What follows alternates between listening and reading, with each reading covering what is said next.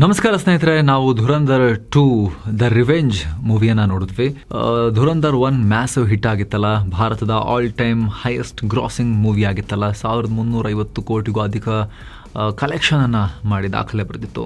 ಆವಾಗ ದೊಡ್ಡ ಹೈಪ್ ಕೂಡ ಕ್ರಿಯೇಟ್ ಆಗಿತ್ತು. ಈಗ 2 ಹೇಗಿರುತ್ತೆ, ಧುರಂಧರ್ 1 ಇದು ಯಾವುದೋ ಒಂದು ಸ್ಟೋರಿ ಶುರುವಾಗುತ್ತೆ, ಹಿಂಗೆ ಎಂಡ್ ಆಗುತ್ತೆ, ಆ ಥರ ಇರಲಿಲ್ವಲ್ಲ, ಒಂದು ಮಿಷನ್ ಥರ ಇತ್ತಲ್ವ ಇದು ಪಾರ್ಟ್ 1ನಲ್ಲಿ. ಪಾರ್ಟ್ 2 ಹೇಗೆ ಮಾಡ್ತಾರೆ ಅನ್ನೋ ಒಂದು ಕುತೂಹಲ ಇತ್ತು.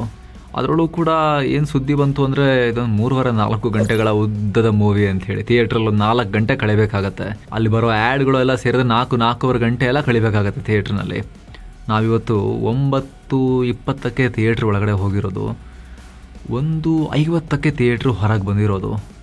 ಸ್ಟಾರ್ಟಿಂಗ್ ಆ್ಯಡ್, ಮಧ್ಯದಲ್ಲಿ ಇಂಟರ್ಮಿಷನ್, ಮತ್ತು ಇಡೀ ಮೂವಿ ಎಲ್ಲ ಸೇರಿಬಿಟ್ಟು ಮೂವಿನೇ ಹತ್ತತ್ರ 4 ಗಂಟೆ ಇದೆ ಒಂದು ಮೂವಿ, ಅದು ಪಾರ್ಟ್ 2 ಬೇರೆ. ಸೊ ಹೇಗಿರುತ್ತೆ, ಏನು ಮಾಡ್ತಾರೆ ಇದರಲ್ಲಿ ಅನ್ನೋ ಕುತೂಹಲ ಇತ್ತಲ್ಲ ಸ್ನೇಹಿತರೆ. ಇದೊಂದು ಮೆಗಾ ಮೂವಿ ಇದು.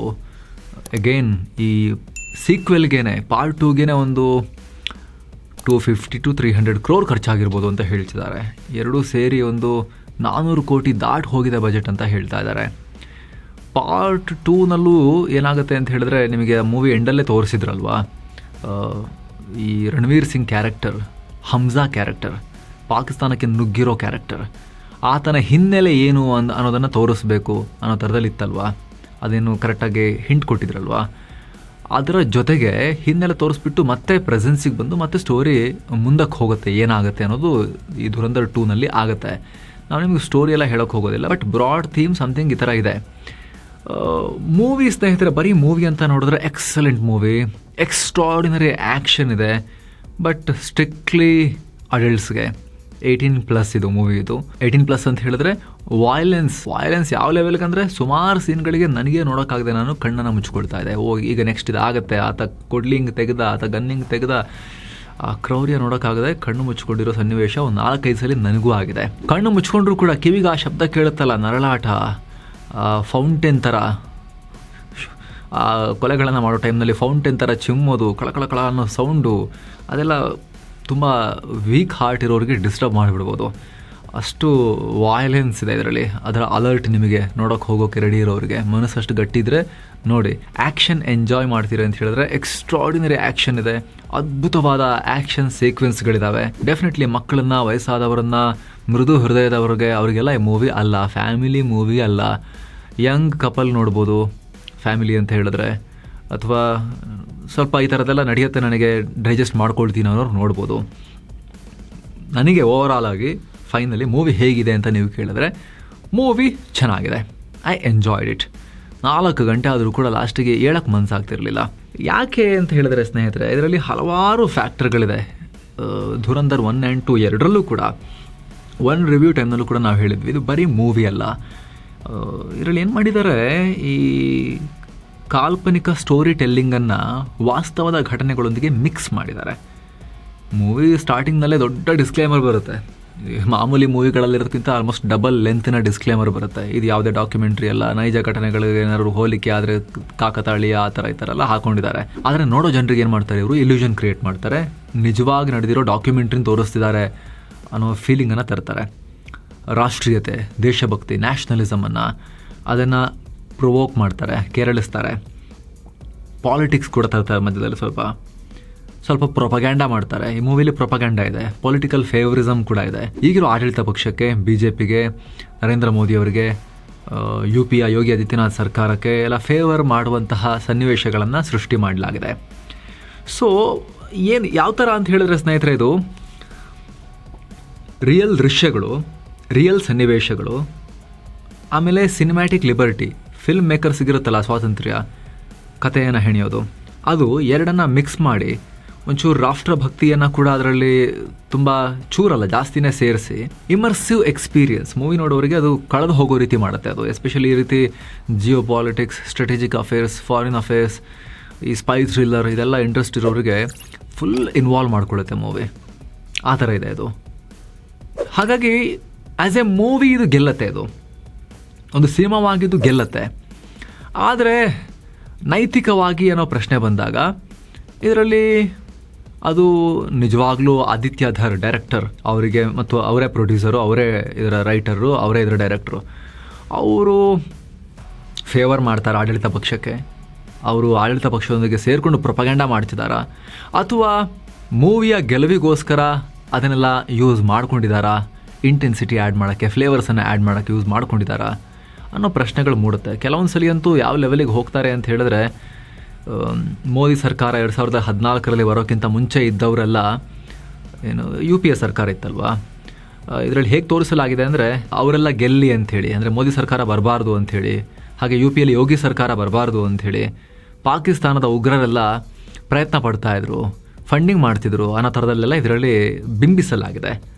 ಬಿಂಬಿಸಿದನು ಆ ರೀತಿ ನೇರವಾಗಿಯೇ ಅದನ್ನು ತೋರಿಸಿದ್ದಾರೆ ಮೂವಿನಲ್ಲಿ. ಮೋದಿ ಸರ್ಕಾರ ಅಧಿಕಾರಕ್ಕೆ ಬಂದಾಗ ಏನು ಮಾಡ್ತಿದ್ರಿ, ಮತ್ತು ಅಷ್ಟೊಂದು ದುಡ್ಡು ಹಂಚಿದ್ರಿ ಇಂಡಿಯಾದಲ್ಲಿ NGOಗಳ ಮೂಲಕ, ಅದೆಲ್ಲ ಮಾಡಿದ್ರಿ, ನಿಮ್ಮ ಕೈಲಿ ಆಗಲೇ ಇಲ್ಲ, ಮತ್ತು ಬೇಕಾದವ್ರನ್ನ ತರಕ್ಕೆ ಇವರೇ ಬಂದುಬಿಟ್ರು ಅನ್ನೋ ಥರದ ಡೈಲಾಗ್ಗಳನ್ನೆಲ್ಲ ಇಡಲಾಗಿದೆ. ಸೊ ಅದನ್ನೇ ಹೇಳಿದ್ದು ಸ್ನೇಹಿತರೆ. ಇದು ನಿಮಗೆ ಈ ರೀತಿ ಆನೆಸ್ಟ್ ಒಪಿನಿಯನ್ ಹೇಳಿದಾಗ ತುಂಬ ಜನಕ್ಕೆ ಇದರಿಂದ ಡಿಸಪಾಯಿಂಟ್ ಆಗಬಹುದು. ಆದರೆ ನಮ್ಮ ಕೆಲಸ ಯಾವುದೋ ಒಂದು ರೀತಿಯ ಒಂದು ಒಪಿನಿಯನ್ ಕೊಟ್ಬಿಟ್ಟು ಒಂದು ಸೈಡ್ನವರಿಂದ ಮಾತ್ರ ಜಯ ಅನ್ನಿಸ್ಕೊಳ್ಳೋದು ನಮ್ಮ ಕೆಲಸ ಅಲ್ಲ. ಇರೋದು ಹೇಳ್ತಿದ್ದೀವಿ. ನಾನು ಮೂವಿನ ತುಂಬ ಎಂಜಾಯ್ ಮಾಡಿದೆ. ಆ್ಯಸ್ ಎ ಮೂವಿ ನೋಡಿದಾಗ ನಂಗೆ ತುಂಬ ಇಷ್ಟ ಆಯಿತು, ಬರೀ ಮೂವಿ ಅಂತ ನೋಡಿದಾಗ. ಆದರೆ ಇದು ಬರೀ ಮೂವಿ ಅಲ್ಲ, ಇದು ಬರೀ ಮೂವಿಯ ಒಳಗಡೆ ಹೇಳಿದ್ವಲ್ಲ ನಿಮಗೆ, ಇದೆಲ್ಲವನ್ನು ಹದವಾಗಿ ಬೆರೆಸಿ ಕಿಕ್ ಕೊಡೋಕ್ಕೆ ಪ್ರಯತ್ನ ಪಡಲಾಗಿದೆ, ಕಾಕ್ಟೇಲ್ ಮಾಡಲಾಗಿದೆ. ದೇಶಭಕ್ತಿ, ರಿಯಲ್ ಇನ್ಸಿಡೆಂಟ್ಸ್, ರಿಯಲ್ ಪೀಪಲ್ ಜೊತೆಗೆ ಕಾಲ್ಪನಿಕ ಸನ್ನಿವೇಶಗಳು, ಕಾಲ್ಪನಿಕ ಘಟನೆಗಳು ಮತ್ತು ಕಾಲ್ಪನಿಕ ವ್ಯಕ್ತಿಗಳು, ಇದೆಲ್ಲವನ್ನು ಸೇರಿಸಲಾಗಿದೆ. ಜೊತೆಗೆ ರಾಷ್ಟ್ರಭಕ್ತಿ, ಸ್ಪೈ ಥ್ರಿಲ್ಲರ್ನ ಫ್ಲೇವರ್, ಜಿಯೋ ಪಾಲಿಟಿಕ್ಸ್, ಸ್ಟ್ರಾಟಜಿಕ್ ಅಫೇರ್ಸ್ನ ವಿಚಾರಗಳನ್ನು ಮಿಶ್ರಣ ಮಾಡಿ ಮೂವಿಯನ್ನು ಮಾಡಲಾಗಿದೆ. ಇದರಲ್ಲಿ ಒಬ್ಬೊಬ್ಬರ ನಟನೆ ಕೂಡ ಸ್ನೇಹಿತರೆ ಅದ್ಭುತ. ರಣವೀರ್ ಸಿಂಗ್ ಅವರ ಕ್ಯಾರೆಕ್ಟರ್ ಅವರು ಅಗೇನ್ ಆ್ಯಂಡ್ ಅಗೇನ್ ಪ್ರೂವ್ ಮಾಡ್ತಾ ಇದ್ದಾರೆ. ಅವರು ತಾವೊಬ್ಬ ಎಂಥ ನಟ ಅಂಥೇಳಿ, ತಮ್ಮೊಳಗಡೆ ಎಂಥ ಒಂದು ಲೋಹ ಇದೆ ಅಂಥೇಳಿ, ತುಂಬ ಸ್ಟ್ರಾಂಗ್ ಪರ್ಫಾರ್ಮೆನ್ಸನ್ನು ಎಕ್ಸಿಬಿಟ್ ಮಾಡೋ ಎಬಿಲಿಟಿ ಇರುವಂಥ ನಟ ಅನ್ನೋದನ್ನು ಮತ್ತೆ ಪ್ರೂವ್ ಮಾಡಿದ್ದಾರೆ. ಅವರು ಆ ಕ್ಯಾರೆಕ್ಟರ್ಲಿ ಇನ್ವಾಲ್ವ್ ಆಗ್ತಾರೆ. ರಣವೀರ್ ಸಿಂಗ್ ಅವರು ಡೇ ಒನ್ನಿಂದ ಅವರ ಕರಿಯರ್ ಗ್ರಾಫ್ ನೋಡಿ, ನೀವು ಪ್ರತಿ ಮೂವಿಗಳಲ್ಲೂ ಅವ್ರು ಮಾಡಿರೋ ಕ್ಯಾರೆಕ್ಟರ್ಸ್ನ ಶೇಡ್ಸ್ ನೋಡಿ. ಬಾಜಿರಾವ್ ಮಸ್ತಾನಿಯಲ್ಲಿ ಬಾಜಿರಾವ್ ಪೇಶ್ವೆನೇ ನೋಡ್ದಂಗೆ ಆಗುತ್ತೆ ನಿಮಗೆ. ಅಲ್ಲಾವುದ್ದೀನ್ ಖಿಲ್ಜಿ, ಪದ್ಮಾವತ್ನಲ್ಲಿ ಖಿಲ್ಜಿನೇ. ಗೋಲಿಯೊಂಕಿ ರಾಮ್ಲೀಲಾದಲ್ಲಿ ಪಕ್ಕಾ ಪೋಲಿ ಪುಡಾರಿನೇ. ಲೂಟೇರಾದಲ್ಲಿ ಕಾಮ್ ಮೈಂಡ್ನ ಕಳ್ಳನೇ. ಧುರಂಧರ್ 1 and 2ನಲ್ಲೂ ಕೂಡ ಅಷ್ಟೇ ಆ ಕ್ಯಾರೆಕ್ಟರ್ ಏನು ಕೇಳುತ್ತೆ, ಅದರಲ್ಲೂ ಕೂಡ ಎರಡೆರಡು ಶೇಡ್. ಒಂದು ಅವರು ಪಾಕಿಸ್ತಾನ ನುಗ್ಗೋಕ್ಕಿಂತ ಮುಂಚಿನ ಕ್ಯಾರೆಕ್ಟರ್, ಅದು ಇದರಲ್ಲಿ ಜಾಸ್ತಿ ತೋರಿಸಿದ್ದಾರೆ 2ನಲ್ಲಿ. ಒಂದು ಪಾಕಿಸ್ತಾನ ನುಗ್ಗಿದ ಮೇಲೆ ಅಲ್ಲಿ ಇನ್ಫಿಲ್ಟ್ರೇಟ್ ಆದಮೇಲೆ ಬದಲಾಗೋ ಅಬು ಹಮ್ಜಾ ಕ್ಯಾರೆಕ್ಟರ್. ಎರಡರಲ್ಲೂ ಅವರ ಅಂದರೆ ರಿಯಲ್ ಇರಬೇಕು, ನಿಜವಾದ ವ್ಯಕ್ತಿ. ರಣವೀರ್ ಸಿಂಗ್ ಅಲ್ಲ, ನಿಜವಾಗ್ಲೂ ಅಬು ಹಮ್ಜಾನೇ, ನಿಜವಾಗ್ಲೂ ಜಸ್ಕಿರತ್ ಸಿಂಗ್ಗೆ ಅಂತ ಅನಿಸುತ್ತೆ ನಿಮಗೆ. ಪಾರ್ಟ್ 1ನಲ್ಲಿ ರಹಮಾನ್ ಬಲೋಚ್, ಅಕ್ಷಯ್ ಖನ್ನಾ ಕ್ಯಾರೆಕ್ಟರ್ ಅವರ ಎಂಡ್ ಆಗಿತ್ತಲ್ವ. ಇದರಲ್ಲಿ ಪಾರ್ಟ್ 1ನಲ್ಲೇ ಇದ್ದಂಥ ಕೆಲ ಕ್ಯಾರೆಕ್ಟರ್ಗಳು ಇನ್ನಷ್ಟು ಸ್ಟ್ರಾಂಗ್ ಆಗಿ ಎಮರ್ಜ್ ಆಗಿ ಇಲ್ಲಿ ರಣವೀರ್ ಸಿಂಗ್ ವಿರುದ್ಧ ಅಲ್ಲಿ ವಿಲನ್ ಯಾರು ಅನ್ನೋ ಪ್ರಶ್ನೆಗೆ ಉತ್ತರ ಸಿಗುತ್ತೆ ನಿಮಗೆ. ಮೇಜರ್ ಇಕ್ಬಾಲ್ ಪಾರ್ಟ್ 1ನಲ್ಲಿ ಇರ್ತಾರಲ್ಲ, ಅವರು ಪಾರ್ಟ್ 2ನಲ್ಲಿ ರಣವೀರ್ ಸಿಂಗ್ರ ಮೇಜರ್ ವಿಲನ್ ಆಗ್ತಾರೆ. ಅಕ್ಷಯ್ ಖನ್ನಾರ ಸ್ವ್ಯಾಗ್ ಫಸ್ಟ್ ಪಾರ್ಟ್ನಲ್ಲಿ ಏನಿತ್ತು ಅದು ಮಿಸ್ಸಿಂಗ್ ಇರುತ್ತಲ್ವ, ಅದು ಹೇಗೆ ಮ್ಯಾನೇಜ್ ಮಾಡ್ತಾರೆ ಅನ್ನೋ ಪ್ರಶ್ನೆಗೆ ಇನ್ನಷ್ಟು ಆ್ಯಕ್ಷನ್ ಸೀಕ್ವೆನ್ಸ್ಗಳನ್ನು ಕನ್ಸ್ಟ್ರಕ್ಟ್ ಮಾಡೋ ಮೂಲಕ, ಅದರಲ್ಲೂ ಕೂಡ ವಿನೂತನವಾಗಿ ವೈಲೆನ್ಸನ್ನು ತೋರಿಸೋ ಮೂಲಕ ಮ್ಯಾನೇಜ್ ಮಾಡಿದ್ದಾರೆ. ಮೂವಿ ನಿಮಗೆ ಆ ಪೀಕನ್ನು ಹಿಟ್ ಮಾಡುತ್ತೆ, ಎಲ್ಲೂ ಕೂಡ ಡೌನ್ ಆಗಕ್ಕೆ ಬಿಡಲ್ಲ, ನಿಮ್ಮನ್ನು ಎಂಗೇಜಿಂಗ್ ಆಗಿ ಇಟ್ಕೊಳ್ಳುತ್ತೆ, ನಿಮ್ಮನ್ನು ತನ್ಮಯಗೊಳಿಸುತ್ತೆ ಮೂವಿ ಒಳಗಡೆ. ಆ ಥರ ಇದೆ ಮೂವಿ. ಸಾಂಗ್ಸ್ ವಿಚಾರಕ್ಕೆ ಬಂದರೆ ಅದರಲ್ಲಿ ಶೇರೆ ಬಲೂಚ್ ಆಗಿ ಬಲೂಚಿಸ್ತಾನದಲ್ಲಿ ಅಕ್ಷಯ್ ಖನ್ನಾ ಎಂಟ್ರಿ ಇದೆಯಲ್ಲ, ಬಲೂಚಿಗರ ಸಿಂಹವಾಗಿ ಎಂಟ್ರಿ, ಅವರೊಂದು ಸಾಂಗ್ ಇತ್ತಲ್ಲ ಅಲ್ಲಿ ತುಂಬ ವೈರಲ್ ಆಗಿತ್ತು, ನೀವು ನೋಡಿರ್ಬೋದು. ಅದೇ ಥರದ್ದೊಂದು ಬಲೂಚಿ ಸಾಂಗ್ ಇದರಲ್ಲೂ ಕೂಡ ತೋರಿಸಿದ್ದಾರೆ. ಶೇರೆ ಬಲೂಚ್ ಆಗಿ ಇವರು ನೆಕ್ಸ್ಟ್ ಡಾನ್ ಆದಮೇಲೆ ಅಲ್ಲಿಗೆ ಬಲೂಚಿಸ್ತಾನಕ್ಕೆ ಹೋದಂಥ ಟೈಮ್ನಲ್ಲಿ ಸ್ವಾಗತ ಮಾಡೋ ಒಂದು ಸೀನ್ ಇದೆ. ಅಕ್ಷಯ್ ಖನ್ನಾ ಅವ್ರ ಥರ ಎಲ್ಲ ಸ್ವ್ಯಾಗ್ ಮಾಡೋಕ್ಕೆ ಬಂದಿಲ್ಲ, ಅದು ಅವರಿಗೆ ಸೂಟ್. ಅದು ಅಲ್ಲಿ ರಣವೀರ್ ಸಿಂಗ್ ಅವರ ಎಂಟ್ರಿಗಿಂತ ಹೆಚ್ಚಾಗಿ ಆ ಸಾಂಗ್ ಚೆನ್ನಾಗಿದೆ. ಖಾಲಿದ್ ಅವರ ಸಾಂಗ್ ಇತ್ತು ಗೊತ್ತಾ, ದಿ ಆ ಸಾಂಗ್ನ ಇದರಲ್ಲಿ ಸ್ವಲ್ಪ ಮಾಡಿಫೈ ಮಾಡಿಕೊಂಡು ಚೆನ್ನಾಗಿ ಮಾಡಿದ್ದಾರೆ. ಆ ಸಾಂಗ್, ಆ ಬಲೂಚಿ ಹೋರಾಟಗಾರರು ಹಾರಿ ಕಾಲು ಹಿಂಗೆ ಮಾಡಿ ಕೆಳಗಡೆ ಹಿಂಗೆ ಗುಂಡು ಹೊಡಿಯೋದು, ಅದೆಲ್ಲ ಚೆನ್ನಾಗಿ ಬಂದಿದೆ ಅದು. ಹಾಗೆ ಆರಿ ಅನ್ನೋ ಸಾಂಗ್, ಬಟ್ ಟಾಪ್ ಸಾಂಗ್ ಇದರಲ್ಲಿ ಅದೇ ದಿ ಸಾಂಗ್ಗೆ. ನೆಕ್ಸ್ಟ್ ಅದು ಆರಿ ಅನ್ನೋ ಒಂದು ಸಾಂಗ್ ಇದೆ. ಸೊ ಸ್ನೇಹಿತರೆ, ಫೈನಲಿ ಮೂವಿ ಚೆನ್ನಾಗಿದೆ. ಅಗೇನ್ ಭಾಳ ಡೌಟ್ ಇಲ್ಲ, ಈ ಮೂವಿ ಕೂಡ ಮೊದಲ ಪಾರ್ಟ್ ಥರನೇ ಚೆನ್ನಾಗಿ ಪರ್ಫಾರ್ಮ್ ಮಾಡೋ ಎಲ್ಲ ಸಾಧ್ಯತೆ ಇದೆ. ಈ ವಾರ್, ಈ ಗ್ಯಾಸ್ ಸಿಲಿಂಡರ್ ಕೊರತೆ, ಈ ಆರ್ಥಿಕತೆಯ ತಲ್ಲಣಗಳು ಅವು ಎಷ್ಟು ಪರಿಣಾಮ ಬೀರುತ್ತೆ ಜನರ ಮೂಡನ್ನು ಹಾಳು ಮಾಡೋದ್ರಲ್ಲಿ ಗೊತ್ತಿಲ್ಲ, ನೋಡ್ಬೇಕೇನಂತ.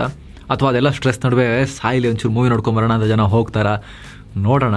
ಬಟ್ ಮೂವಿಯಲ್ಲಿ ಪಾರ್ಟ್ 1ಗಿಂತಲೂ ಜಾಸ್ತಿ ಸ್ಟಫ್ ಇದೆ, ಅಥವಾ ಆ ಕಿಕ್ ಇದೆ. ಆ ಕಿಕ್ ಕೊಡೋದಕ್ಕೆ ನಿಮಗೆ ನಾವು ಆಲ್ರೆಡಿ ಆರಂಭದಲ್ಲೇ ಅಲರ್ಟ್ ಕೊಟ್ಟಿದ್ದೀವಿ. ಪ್ರೊಪಗ್ಯಾಂಡ ಇದೆ, ಪಾಲಿಟಿಕ್ಸ್ ಇದೆ, ದೇಶಭಕ್ತಿಯನ್ನು ಬಳಸಲಾಗಿದೆ, ಸ್ಟೋರಿ ಟೆಲ್ಲಿಂಗನ್ನು ಬಳಸಲಾಗಿದೆ, ನಿರ್ದೇಶಕ ತಮ್ಮ ಕ್ರಿಯೇಟಿವಿಟಿಯನ್ನು ಕೂಡ ತೋರಿಸಿದ್ದಾರೆ, ಎಲ್ಲವನ್ನು ಮಿಕ್ಸ್ ಮಾಡಲಾಗಿದೆ. ಅಲ್ಲಿ ಪಾಲಿಟಿಕ್ಸ್ ಅಂತ ಬಂದಾಗ ಇನ್ನೊಂದು ನೋಟ್ ಬ್ಯಾನ್ ವಿಚಾರದಲ್ಲಿ ಆಡಳಿತ ಪಕ್ಷವೇ ಜಾಸ್ತಿ ಅದ್ರ ಬಗ್ಗೆ ಎಲ್ಲೂ ಮಾತಾಡ್ತಿಲ್ಲ. ಸಾಧನೆಗಳ ಪಟ್ಟಿಯಲ್ಲಿ ನೋಟ್ ಬ್ಯಾನನ್ನು ಹೇಳ್ತಾ ಇಲ್ಲ. ಯಾಕಂದರೆ ನಮ್ಮ ಸಿಸ್ಟಮ್ನಲ್ಲಿದ್ದಂಥ ಅಷ್ಟು ನೋಟ್ಗಳು ಆಲ್ಮೋಸ್ಟ್ ಎಲ್ಲ ವಾಪಸ್ ಬಂದುಬಿಟ್ಟಿದ್ದಾವೆ, ಇನ್ನು ತುಂಬ ನೆಗ್ಲಿಜಿಬಲ್ ಅಷ್ಟೇ ಉಳ್ಕೊಂಡಿರೋದು ಅನ್ನೋ ಚರ್ಚೆ ಇದೆಯಲ್ಲ, ಫ್ಯಾಕ್ಟ್ ಕೂಡ ಇದೆಯಲ್ಲ. ಹಾಗಾಗಿ ಆಡಳಿತ ಪಕ್ಷದವರೇ ಜಾಸ್ತಿ ಅದನ್ನೆಲ್ಲೂ ಕೂಡ ನಮ್ಮ ಸಾಧನೆ ಅಂತ ಎಲ್ಲೂ ಹೇಳ್ಕೊಳ್ತಾ ಇಲ್ಲ, ಬಿಟ್ಬಿಟ್ಟಿದ್ದಾರೆ, ಸ್ಟಾಪ್ ಮಾಡಿದ್ದಾರೆ. ಆದರೆ ಮೂವಿಯಲ್ಲಿ ಅದನ್ನು ಕೂಡ ಡಿಫೆಂಡ್ ಮಾಡ್ಕೊಳ್ಳಲಾಗಿದೆ, ತುಂಬ ಸ್ಟ್ರಾಂಗ್ ಆಗಿ ನೋಟ್ ಬ್ಯಾನನ್ನು ಡಿಫೆಂಡ್ ಮಾಡ್ಕೊಳ್ಳಲಾಗಿದೆ. ಅದು ಹೇಗೆ ಅನ್ನೋದನ್ನು ನೀವು ನೋಡಿ. ಲಾಜಿಕಲಿನೇ ಅದನ್ನು ಮಾಡಿದ್ದಾರೆ, ಅಂದರೆ ಸ್ಟೋರಿ ಟೆಲ್ಲಿಂಗಲ್ಲಿ ಲಾಜಿಕ್ ಇದೆ. ಬಟ್ ಅಗೇನ್ ಅದು ಸ್ಟ್ರಾಂಗ್ ಡಿಫೆನ್ಸ್ ಆಗಿ ಕಾಣುತ್ತೆ ನಿಮಗೆ ನೋಟ್ ಬ್ಯಾನ್ಗೆ. ಈ ಮೂವಿ ಅದನ್ನು ಡಿಫೆಂಡ್ ಮಾಡ್ಕೊಂಡಂಗೆ ನಿಮಗೆ ಕಾಣುತ್ತೆ. ಅದೊಂದಂತಲ್ಲ, UPಯ ಪೊಲಿಟಿಷಿಯನ್ ಡಾನ್ ಅತೀಕ್ ಅಹಮದ್, ಆತನನ್ನು ಪೊಲೀಸ್ ಕಸ್ಟಡಿಯಲ್ಲಿದ್ದಾಗಲೇ ಅಪರಿಚಿತರು ಗುಂಡು ಹೊಡೆದು ಸಾಯಿಸ್ತಾರಲ್ಲ ಮೀಡಿಯಾಗಳ ಮುಂದೆ ಮಾತಾಡ್ತಿರೋ ಟೈಮ್ನಲ್ಲೇ. ಆ ಡಾನ್ ಕೂಡ ಆತ ಬರೀ ಲೋಕಲ್ ಡಾನ್ ಅಲ್ಲ, ಆತ ಪಾಕಿಸ್ತಾನದ ISI ಯೊಂದಿಗೆ ನೇರ ಸಂಪರ್ಕದಲ್ಲಿದ್ದ ಅನ್ನೋ ಥರದಲ್ಲಿ ತೋರಿಸಲಾಗಿದೆ. ರಿಯಲ್ ಇದರಲ್ಲಿ ಅತೀಕ್ ಅಹಮದ್, ಇಲ್ಲಿ ಆತಿಫ್ ಅಹಮದ್. ಸೇಮ್ ಸ್ಟೈಲ್ ಬಟ್ಟೆ, ಸೇಮ್ ಮೀಸೆ, ಸೇಮ್ ಪೇಟ, ಎಲ್ಲವೂ ಕೂಡ ಸೇಮ್ UPನೇ. ಜೊತೆಗೆ ಆತನನ್ನು ಆ ರೀತಿ ಪೊಲೀಸ್ ಕಸ್ಟಡಿಯಲ್ಲಿದ್ದಾಗಲೇ ಹೊಡೆದು ಹಾಕಿದ್ದು ಒಂಥರ ಭಾರತವೇ ಬೇಕು ಅಂತ ಪ್ಲ್ಯಾಂಡದು ಅನ್ನೋ ಥರದಲ್ಲಿ ಇಲ್ಲಿ ಒಂಥರ ಇಂಪ್ಲೈ ಮಾಡಲಾಗಿದೆ. ಜೊತೆಗೆ ಪಾಕಿಸ್ತಾನದಲ್ಲಿ ಆಗ್ತಿರುವಂಥ ಎಲ್ಲ ಮುಸುಕುದಾರಿಗಳ ಆರ್ಭಟ ಇದೆಯಲ್ಲ, ಅದರ ಹಿಂದೆ ಕೂಡ ಭಾರತದ ಕೈವಾಡ ಇರೋ ಥರ ಇಂಪ್ಲೈ ಇದರಲ್ಲಿ ಮಾಡಲಾಗಿದೆ. ಸೊ ಸ್ನೇಹಿತರೆ, ಆ್ಯಸ್ ಎ ಮೂವಿ ತುಂಬ ಇಷ್ಟ ಆಯಿತು. ಅದು ಇಷ್ಟ ಆಗೋಕ್ಕೆ ಕಾರಣ ನಾನು ಆಲ್ರೆಡಿ ನಿಮಗೆ ಪಟ್ಟಿ ಮಾಡಿದೆ, ಎಲ್ಲವನ್ನ ಹದವಾಗಿ ಬೆರೆಸಿರೋದು. ಆದರೆ ಅದು ಸರಿನಾ ತಪ್ಪಾ ಅನ್ನೋದು ನಿಮ್ಮ ವಿವೇಚನೆಗೆ ಬಿಟ್ಟಿರೋ ವಿಚಾರ.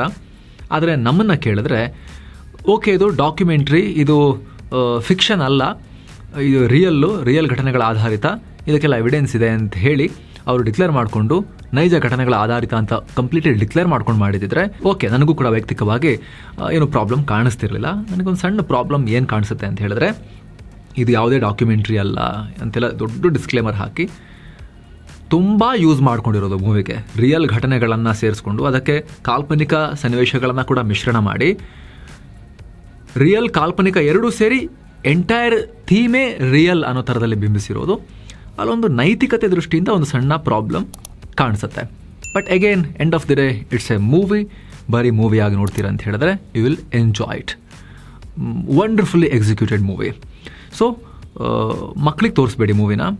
ಮಕ್ಕಳು ನೋಡೋಕ್ಕೆ ಆಗಲ್ಲ, ನೋಡಿದ್ರೆ ಅವರ ಥಿಂಕಿಂಗ್ ಪ್ರೋಸೆಸ್ ಮೇಲೆ ಅಥವಾ ಅವರ ಬೆಳೀತಾ ಇರೋ ಹೃದಯ ಮತ್ತು ಮನಸ್ಸಿನ ಮೇಲೆ ತುಂಬ ಕೆಟ್ಟ ಪರಿಣಾಮ ಆಗ್ಬೋದು. ಕೇವಲ ದುರಂಧರ್ ಅಂತಲ್ಲ, ಇಂಥ ಯಾವುದೇ ವಿಷಕಾರಿ ಮೂವಿಯನ್ನು ಕೂಡ ತೋರಿಸ್ಬೇಡಿ, ಮಕ್ಕಳಿಗೆ ತೋರಿಸ್ಬೇಡಿ ಸ್ನೇಹಿತರೆ.